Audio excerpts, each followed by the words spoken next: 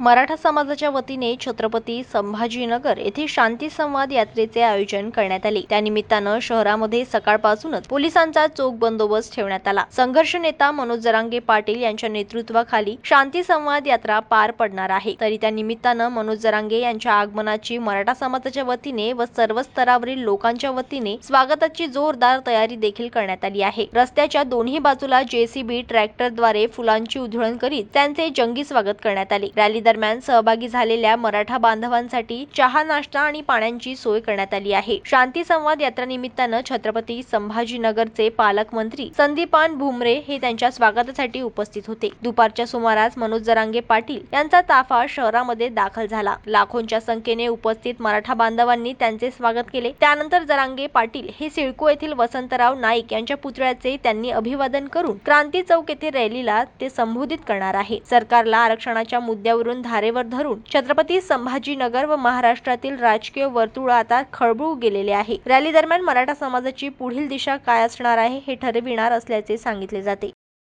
जनमत live news साठी छत्रपती संभाजीनगर मधून दिलीप परघट यांची रिपोर्ट।